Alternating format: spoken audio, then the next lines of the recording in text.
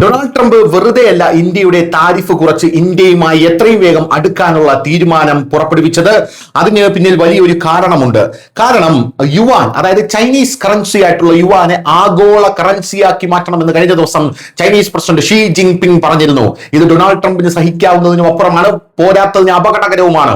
D dollarisation ഓരോ രാജ്യങ്ങളും നടത്തുന്ന ഈ കാലഘട്ടത്തിൽ ഡോളറിന് പകരം ഏത് കറൻസി ആയിരിക്കും ഇനി ആഗോള തലത്തിൽ ഉപയോഗിക്കുക എന്നുള്ള ചോദ്യങ്ങൾ ഉയർന്നു വരുന്ന ഈ സാഹചര്യത്തിലാണ് ചൈനീസ് പ്രസിഡന്റ് ഷീ ജിൻപിങ്, ചൈനയുടെ ഏറ്റവും വലിയ ശത്രു, ലോകത്തിലെ ഏറ്റവും വലിയ ഒരു സമ്പദ് വ്യവസ്ഥയിൽ നിൽക്കുന്ന രാജ്യം, ഇപ്പോൾ പറയുന്നത് ഞങ്ങളുടെ യുവാനിൽ നിങ്ങൾക്ക് കച്ചവടം നടത്താമെന്നുള്ളത്. ഇത് ഡൊണാൾഡ് ട്രംപിനെ വലിയ അപകടം മണത്ത ഡൊണാൾഡ് ട്രംപ്, ചിലപ്പോൾ ചൈന അത് ചെയ്തേക്കുമെന്ന് അത് മണത്ത ഡൊണാൾഡ് ട്രംപ് ഇപ്പോൾ ചൈനയുടെ അടുത്ത് കിടക്കുന്ന, ചൈനയുടെ ശത്രുവായിരുന്ന ഇന്ത്യയെ കൂട്ടുപിടിച്ചുകൊണ്ട് വലിയ രീതിയിലുള്ള നീക്കം നടത്താൻ ഒരുങ്ങുകയാണ് എന്നുള്ള റിപ്പോർട്ടുകളാണ് ലഭിക്കുന്നത്. പക്ഷേ ഇന്ത്യ അതിന് വഴങ്ങുമോ എന്നുള്ളത് കണ്ടറിയണം.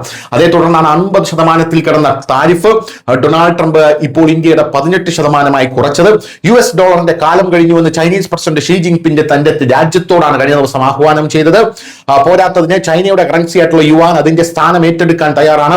നിലവിലെ സാഹചര്യങ്ങളിൽ ഏത് അനിശ്ചിതത്വങ്ങൾക്കിടയിലും വിശ്വസിക്കാൻ കഴിയുന്ന ഒരു കറൻസി ലോകത്തിന് ആവശ്യമാണ്. യുവാൻ ഈ കറൻസിയാകാൻ സാധിക്കും.